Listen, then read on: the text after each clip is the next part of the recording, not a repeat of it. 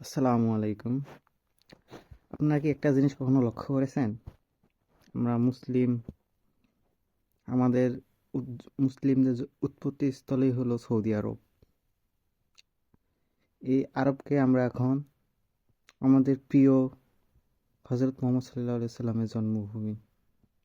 আমরা সবাই মূলত ভালোবাসি আরবকে, কিন্তু বর্তমান কিছু ঘটনা এবং অনেক দিন যাবৎ যে প্রধানমন্ত্রী বা ওখানকার রাজতন্ত্রের যে আছে, ক্ষমতায় আছে বর্তমানে, এবং আগে যে খারাপ ছিল আর কি, আমরা তাকে আর কি ঘৃণা করি।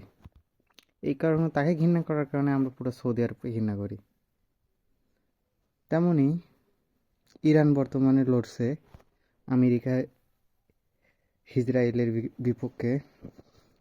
এখানে অনেকে ভুল ধরতে আসবেন না, ইসরায়েল কেন বললাম, ওরা হিজরা, এই কারণে ইসরায়েল বলছি। তো ইসরায়েল এর বিপক্ষে যেহেতু যুদ্ধ করছে, পুরো বিশ্বের মুসলিম কান্ট্রিগুলো তাকিয়ে তাকিয়ে দেখছে। এখন মুসলিম কান্ট্রিরা তাকিয়ে তাকিয়ে দেখছে, এদিকে মুসলিম কান্ট্রির জনগণরা আমরা কাদের কাছে সাহায্য চাইতেছি? এক নাস্তিক কান্ট্রি, এক ইহুদি কান্ট্রি, এক খ্রিস্টান কান্ট্রির কাছ থেকে। রাশিয়া, রাশিয়া, চীন, কোরিয়া। আমরা কেন এদের কাছে সাহায্য চাইব? মূল কথা। দ্বিতীয়ত, আমরা সাহায্য চাওয়ার কথা ছিল আমাদের মুসলিম কান্ট্রির ভাই ভাই ব্রাদারের কাছ থেকে। সো কি হচ্ছে? এখানে কিছুই হওয়ার নেই। আমরা সরকারকে ভালোবাসি। সরকার ভালো করুক খারাপ করুক, সরকারের কারণেই দেশের নাম হয়।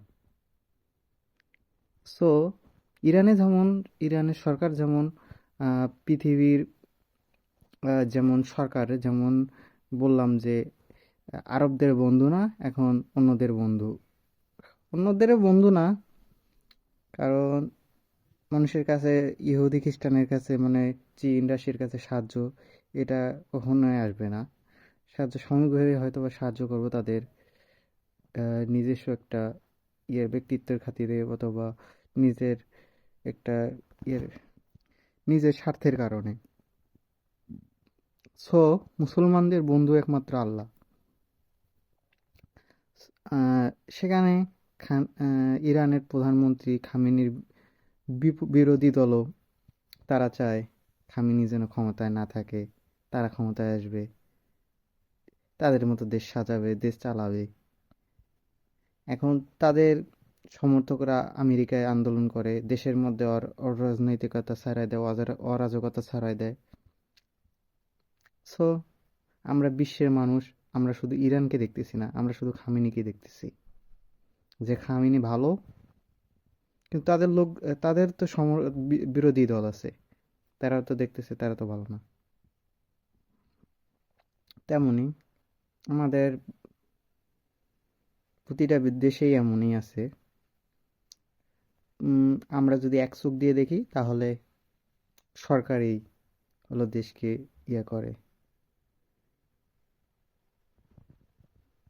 সরকারই একটা দেশকে নেতৃত্ব দান করে। সো আমরা যেমন বর্তমানে আরব বিশ্বের দেশগুলোকে আমরা খারাপ চোখে দেখতেছি, এটা দেখার কোনো কারণ নাই। কারণ ও দেশের মধ্যেও যেমন ভা- খারাপ ব্যক্তিত্বরা মনে করেন যে রাজনীতিতে সরকারে গঠন করে আছে, অথবা রাজতন্ত্র হিসেবে আছে, ক্ষমতায় আছে, তাদের বিরোধী দলও কিন্তু যারা ভালো তারা ক্ষমতায় আসতে পারেনি। তেমনি খারাপকে সবসময় মানুষ করে আর কি, খারাপকে মানুষ প্রাধান্য দেয়, মুখে বলে যে না ওটা ভালো, ওটা করতে হবে, কিন্তু অন্তর দিয়ে আমরা ওটা করি না। যেমন একটা আমার নিজেরই খারাপ ঘটনা বলি, মুখে বলি নামাজ পড়বো, আল্লাহর কালাম মানবো, কিন্তু অন্তর থেকে কখনোই করি না। মাঝে মাঝে কান্না করি, কিসের মধ্যে ডুবে আছি। এটাই আমরা মুসলিম।